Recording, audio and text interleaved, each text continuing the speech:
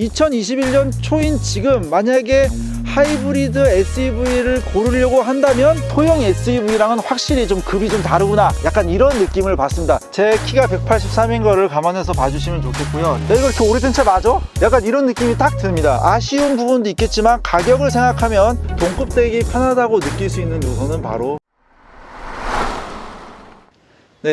안녕하세요, 카티 에디터 엘입니다. 최근에 저희가 하이브리드 PHEV 전기차, 친환경 차량들을 많이 리뷰했던 것 같습니다. 친환경 차량들을 리뷰하다 보니까 생각보다 너무 매력적이더라고요. 전기 시스템이나 아니면은 하이브리드 시스템이 이전보다 훨씬 좋아지다 보니까 디젤 오너인 제가 운전을 하는 데 있어서도 뭐 이질감이나 이런 것들 못 느끼고 너무 편하게 시승하다 보니까 점점 그 매력에 빠지는 것 같습니다. 오늘 리뷰할 차량은 바로 니로입니다. 니로 하면 대표적인 SUV 하이브리드죠. 계속적으로 SUV에 대한 인기는 좋아지고 있는데요. SUV 하면 디젤, 처음으로 SUV에 하이브리드가 적용이 되고 SUV도 하이브리드가 좋네 라고 평가를 받는 차종이 바로 이 니로입니다. 최근에 출시한 소렌토 하이브리드, 투싼 하이브리드 시승하면서 정말 깜짝 놀랐거든요.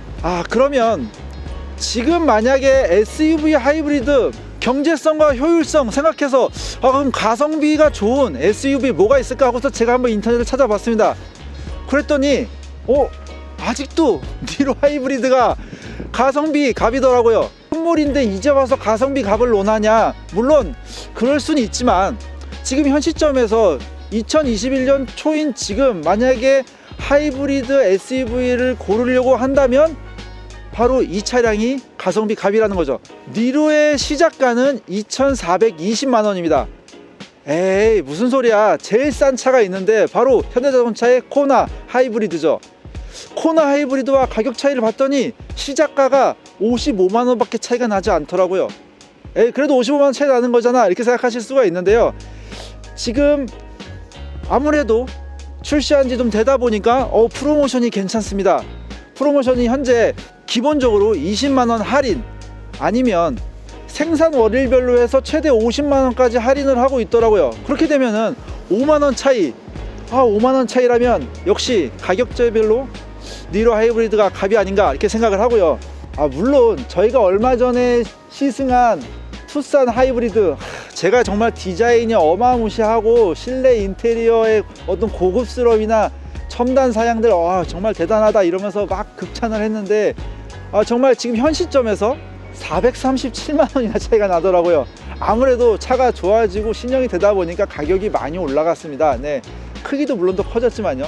437만원이면요 니로의 노블레스죠. 그러니까 상위 트림인 노블레스가 2,800만원입니다 2,800만원에다가 우리가 드라이브 와이즈 70만원을 추가하면 그 가격이 투싼의 기본 가격과 같아지는 거죠. 오늘 저희가 리뷰할 이 니로 하이브리드는 풀옵션 차량입니다. 오늘 풀옵션 차량을 리뷰를 하면서 여러분들이 조합을 어떻게 하냐에 따라서 가성비적인 준준형 SUV 하이브리드를 선택하실 수 있을 것 같고요. 한번 지금부터 자세하게 한번 살펴보시죠. 외관부터 한번 살펴보시면요, 외관이 처음에 출시했을 때 드디어 SUV에도 하이브리드가 적용되는 했는데 이거 외관이 뭐야, 망둥어야 뭐야, 막 이런 말씀들 많았었거든요. 근데 지금은 조금 더 이뻐졌습니다.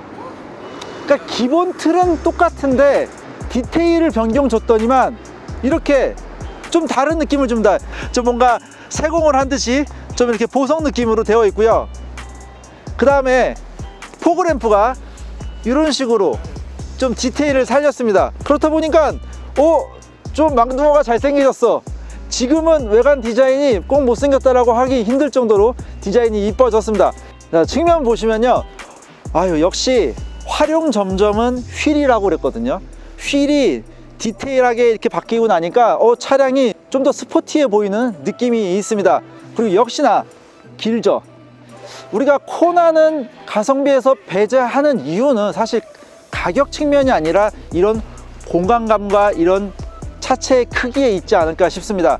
패밀리가 사용을 하거나 또는 짐을 많이 싣는 경우에 코나 이용자들에게 제가 가장 많이 듣는 얘기가 역시 실내 공간이 좀 좁다, SUV라고 하기에는 실내 공간이 좀 부족하다, 이런 얘기들을 좀 많이 듣거든요.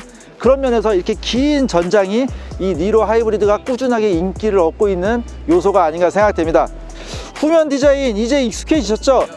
단정합니다. 단정하고, 제가 처음 출시된 차를 봤었을 때 전면뿐만 아니라 이 후면 디자인도 조금 뭔가 부족하다 이런 느낌이었는데, 확실히 이런 라인들 바뀌고, 그 다음에 후진등이라는 반사판 디자인이 앞에 전면부 포그램프와 같이 이렇게 약간 화살촉 모양으로 바뀌다 보니까 뭐 이전보다 좋아졌네 라고 생각할 수 있을 것 같습니다. 자, 지금까지 보신 디자인적 요소나 앞으로 보실 부분들은 이 차량이 풀옵션 차량이구나 라는 걸 염두하셔서 그 중에 나는 좀 더 이쁜 것만 골라서 적용을 해야지 라고 포인트를 잡아보면 좋을 것 같습니다. 이제 실내도 한번 살펴보는데요, SUV 하면 역시 트렁크가 중요하니까 트렁크부터 한번 살펴보도록 하겠습니다. 스마트 테일게이트는 아니고요, 하지만 뭐 이렇게 보시는 것처럼 반자동으로 이렇게 유압식으로 올라가기 때문에 딱히 불편함은 없다라고 생각을 들고요, 키가 작으신 여성분들도 이렇게 손을 잡고 내리기에 굉장히 가볍기 때문에 사용하시는데 불편하지 않을 거라고 생각됩니다. 아무래도 트렁크 공간이 지금 보시는 것처럼 높이는 높지는 않습니다. 하지만 안쪽으로 깊게, 그러니까 우리가 생각하고 있는 소형 SUV랑은 확실히 좀 급이 좀 다르구나, 약간 이런 느낌을 받습니다. 뭐 소형 SUV라고 한다면은 뭐 코나도 있고 베뉴도 있고 단종된 스토닝 뭐 이런 거, 그 다음에 뭐 삼성에서 나오는 거 쪼매난 것들 있잖아요. 그런 것들이랑 비교하면 확실히 안에가 넓다, 약간 이런 느낌이 들고요.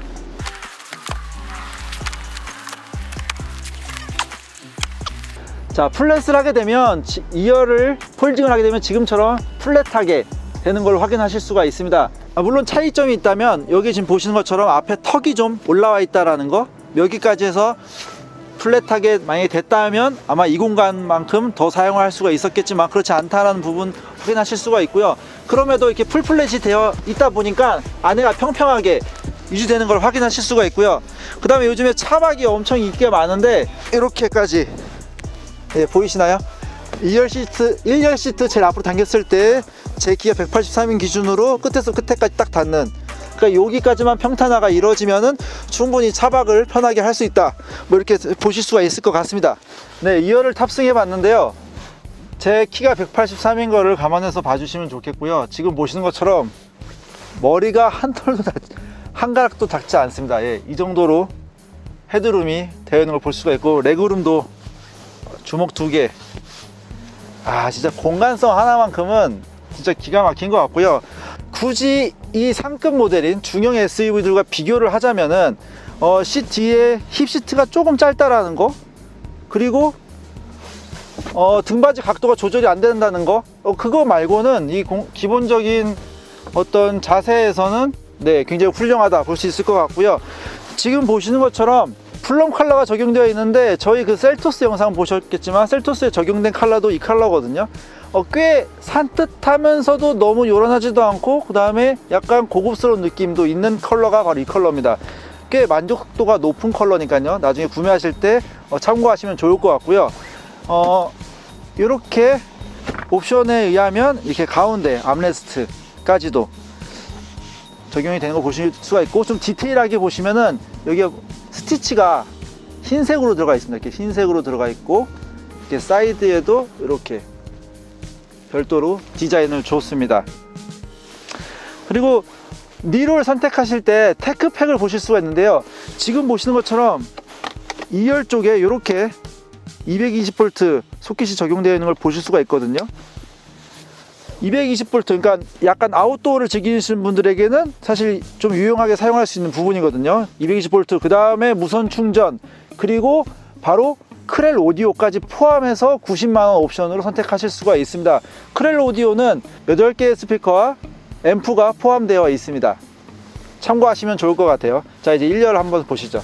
1열을 살펴보면요, 야, 이거 이렇게 오래된 차 맞아? 약간 이런 느낌이 딱 듭니다. 아무래도 가장 키포인트는 바로 이 10.25인치 디스플레이가 정 가운데 딱 위치를 해주기 때문이 아닐까 싶습니다. 대형 디스플레이가 가운데 떡하니 딱 있어 주니까 이거 최신 나온 차량인데 이런 느낌이 들고요. 풀 LCD 계기판이 아닙니다. 근데 그렇게 보이죠.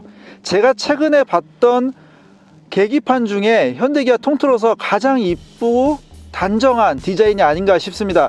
가운데 7인치 LCD가 들어가 있고요. 좌우로는 디지털 클러스터가 이렇게 마치 전체가 다 풀 LCD 디스플레이 창인 것처럼 이렇게 표현을 해줬습니다. 그리고 정보량도 굉장히 좋아요. 좌측에 보시면은 EV 모드와 관련된 거, 그 다음에 우측에는 차량의 속도와 주유 상태 그리고 RPM을 확인할 수 있게끔 이렇게 구성되어 있고, 가운데로 정보를 이렇게 메뉴를 선택할 수 있게끔 되어 있는데 한눈에 정말 잘 들어오고 정말 깔끔해요. 색깔 톤도 하나같이 다 마음에 듭니다. 운전석에서 바라봤을 때 LCD, LCD, LCD, 예, 이게 바로 최신 차량이라고 할 수 있는 어떤 소재 부분이 요즘에는 바로 이렇게 LCD 창이 많이 적용된 거, 이 부분이 아닌가 싶은데, 지금 보신 것처럼 니로가 이렇게 구성이 되어 있다 보니까 이 차량이 출시한 지 오래된 차량이 아닌 것처럼 느껴지는 효과가 있는 것 같습니다. 그리고 이렇게 아래쪽으로 보시면은 지금 처음 니로가 출시했을 때와 다르게 구성이 되어 있다는 걸 확인하실 수가 있습니다. 확실히 좀 이렇게 한 줄로 해서 좀 더 굉장히 단정해진 그런 느낌을 볼 수가 있고요. 그 아래쪽으로 이렇게 무선 충전 패드, 가 적용되어 있는 걸 볼 수가 있고, 앞으로 이렇게 요즘에는 USB 단자를 많이 제공해 주는 게 어떻게 보면은 운전자의 편의성을 위해서 중요한 부분인데요. 이 가운데 한번 보시죠. 콘솔 안쪽에 이렇게 USB 단자가 있는 걸 확인하실 수가 있습니다. 저희도 지금 충전 중에 있는데 굉장히 유용하게 사용할 수가 있죠. 그래서 총 3개의 USB 단자가 있는 걸 보실 수가 있고요. 역시 이 뭔가 잡아야 그쵸, 묵직한 거, 그쵸, 아무래도 전자식 기어 변속기가 적용되어 있지 않고요. 현재 6단 DCT가 적용되어 있는데 이렇게 기어 노브 형태로 되어 있다는 걸 확인하시면 되고요. 그 아래쪽으로 있는 옵션들, 자, 열선 스티어링 휠, 그 다음에 열선 시트, 그리고 통풍 시트, 통풍 시트도 옵션으로 선택할 수 있으니까요, 선택하시면 좋을 것 같고요. 그 다음에 그 아래쪽으로 전자식 파킹 브레이크와 그 다음에 오토 홀드 버튼들이 위치해 있습니다. 굉장히 아기자기하게 깔끔하게 되어 있는 걸 확인하실 수가 있고요. 컵홀더가 중앙에 2개가 위치해 있고요. 그 다음에 도어에 생수병 하나를 넣을 수 있는 포켓이 되어 있는 것을 확인하실 수가 있습니다. 그 다음에 이제 위쪽을 보시면요, 일단 지금 프레임이 최근에는 없는 추세인데 이게 꼭 단점만은 아닙니다. 하이패스가 이쪽에 들어가 주니까 상부 쪽에 지금 보시는 것처럼 이렇게 선글라스 케이스가 있죠. 선글라스 케이스, 그러니까 저처럼 눈이 좀 안 좋은 분들은 주행용 안경을 따로 보관을 하게 되시는데, 그럴 때 굉장히 유용하게 쓸 수 있기 때문에 꼭 단점이라고 보긴 힘들고요. 어쨌든 이렇게 위치해 있고, 썬루프가 지금 보시는 것처럼 1열에 위치한 자그마한 썬루프로 되어 있습니다. 이런 부분은 기호에 맞춰서 선택하시면 될 것 같아요. 파노라마 썬루프 하면은 제가 무조건 추천드렸을 텐데, 그렇지 않다는 거 옵션 선택하실 때 참고하시면 좋을 것 같습니다. 그래서 어떻게 옵션을 넣냐에 따라서 다르지만, 우리가 알고 있던 이전 니로보다는 더 깔끔해지고 좀 고급스러워졌다. 그래서 아쉬운 부분도 있겠지만 가격을 생각하면 이 정도면 굉장히 훌륭하지 않나, 이렇게 해서 정리할 수 있을 것 같습니다. 네, 이제 한번 주행을 하면서 또 한번 이어가 보도록 하겠습니다. 진짜 이쁘다. 처음 니로가 출시됐을 때가 벌써 한 5년 전이죠. 그렇죠? 5년 전에 타봤을 때 그때의 느낌과 가장 다른 점이 있다면 바로 승차감을 줄 수 있을 것 같아요. 그때는 아무래도 배터리의 무게랑 뭐 차체의 어떤 그런 무게보다는 뭔가 뒤쪽 서스펜션이 좀 물렁한 느낌? 좀 차체 무게를 다 감당하기에 좀 버거운 새다리 같은 느낌, 약간 이런 느낌이 있었거든요. 약간 더 물렁물렁한 느낌? 물론 저는 그 승차감이 더 좋았습니다. 그러니까 평상시 주행을 할 때. 근데 그보다 지금 현재 니로 같은 경우에는 더 하드한 느낌이에요. 차가 난창거리는 걸 싫어하는 모든 분들에게는 만족감을 줄 수 있을 정도로 차체가 꽤 단단하게 서스펜션이 세팅이 좀 변경됐다, 약간 이렇게 볼 수 있을 것 같고요. 그래서 평상시 주행할 때도 지금도 약간 단단한 느낌으로 주행을 하고 있고, 어떤 요철이라든지 아니면 방지턱을 넘을 때도 꽤 당당하다, 이런 느낌이 들 수 있고, 특히 이게 장점이 되는 부분은 바로 고속에서 뭐 선회할 때, 그럴 때 코너에 들어왔을 때 어떤 차체가 단단하게 잘 돌아준다. 기본적으로 내연기관 차량들보다 하이브리드라든지 EV 차량들을 시승하게 되면은 아무래도 배터리가 차량의 스테빌라이저 기능을 자연적으로 하게 되다 보니까 국산차답지 않게 단단하네, 약간 이런 느낌을 받거든요. 역시나 니로 또한 약간 주행하는 데 있어서 좀 단단한 느낌을, 이전보다 더 단단한 느낌을 전달하는 것 같습니다. 1.6 GDI 엔진이랑 모터랑 결합해서 시스템 파워가 148마력 정도 되고요. 그 다음에 6단 DCT가 같이 결합되어 있습니다.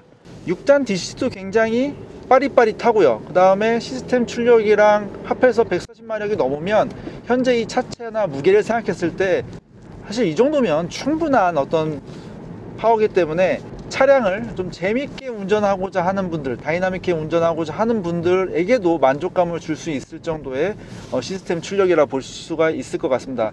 물론 아쉬운 부분이라고 생각할 수 있는 부분은 아무래도 제가 항상 말씀드리지만 하이브리드는 모터와 내연기관 엔진이 결합됐을 때 시스템 출력만 생각하면 안 된다, 이렇게 말씀을 드리잖아요. 왜냐하면 다이나믹하게 주행을 한다는 얘기는 배터리를 모두 소모할 때까지 주행을 쭉 이어나가는 건데 1점 몇 킬로와트 정도 되는 하이브리드의 그 배터리로는 그 시간 내내, 운전하는 시간 내내 그 시스템 출력을 계속 제공할 수가 없거든요. 그렇다 보니까 시스템 출력을 다 사용하고 나면은 모터가 이제 빠지게 되고, 그렇게 되면은 결국 엔진으로만 해서 주행을 해야 되는데, 그럴 경우에는 105마력이라는 그 파워는 다이나믹한 운전을 즐기는 분들에게는 좀 많이 부족한 출력이라고 생각할 수가 있을 것 같습니다.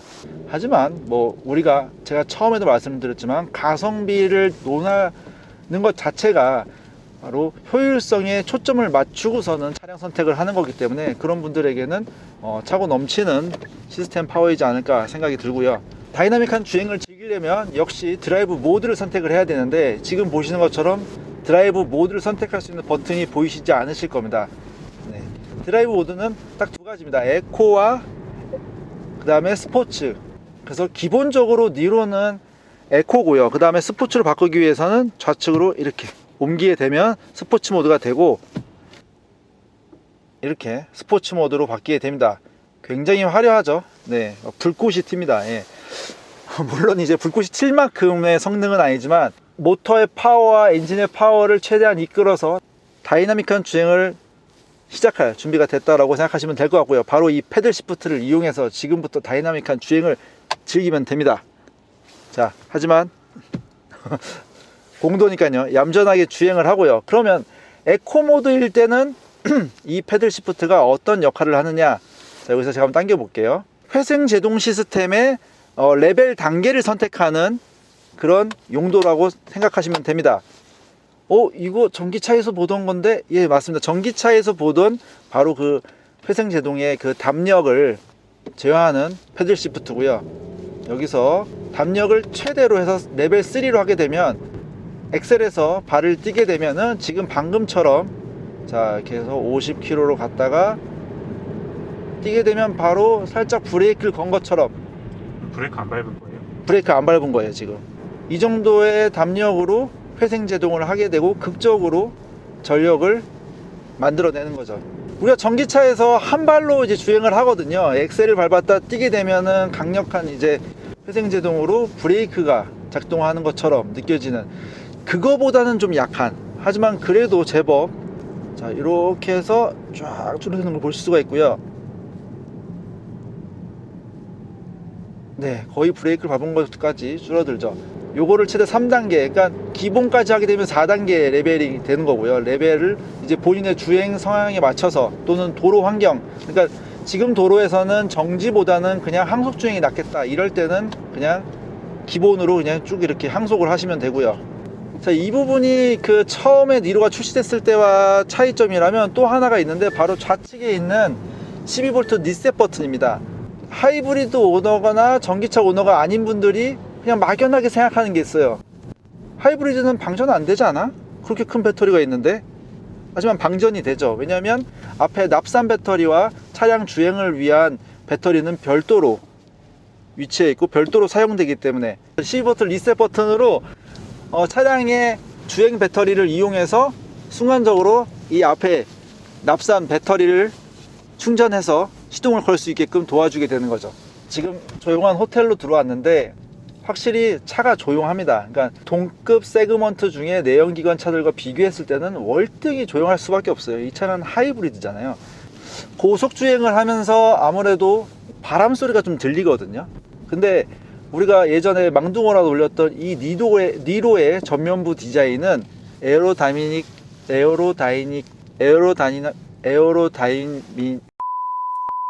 꽤 에어로다이내믹하게 디자인되어 있습니다. 소렌토 하이브리드 딱 보시면 전면부가 약간 네모 반듯하게 생겨서 굉장히 우람하게 남자답게 생겼잖아요. 그 디자인이 바람은 꽤 많이 맞을 수밖에 없는 그런 디자인이겠죠. 예. 그렇다 보니까 고속주행에서도 꽤 정숙하다, 생각보다 더 정숙하다 이렇게 볼 수 있을 것 같아요. 지금 방금 전에 이렇게 지금 도로 상황이 안 좋았는데도 승차감이 꽤 괜찮지 않나요? 좋아요. 동급 대비 확실히 그쵸. 세련되긴. 동급 대기 편하다고 느낄 수 있는 요소는 바로 서스펜션이라고 얘기할 수밖에 없는데, 아무리 토션빔을 좋다 하더라도 어쨌거나 멀티링크가 승차감에 있어서는 더 유리할 수밖에 없거든요. 니로는 기본적으로 멀티링크가 적용되어 있다는 거를 우리가 생각해 볼 필요가 있는 것 같아요. 옵션이라는 부분을 생각을 많이 하면서 조합을 맞춰야 되는데, 그 중에 하나가 바로 드라이브 와이즈거든요. 장거리를 많이 다니신다 하시면 드라이브 와이즈는 사실 필수라고 생각을 합니다. 크루즈 컨트롤 켜고 한번 동작을 시켜보도록 하겠습니다. 스마트 크루즈 컨트롤과 차선 중앙 유지 기능이 동시에 작동을 하게 되는데, 지금 보시는 것처럼 굉장히 중앙을 잘 잡고 갑니다.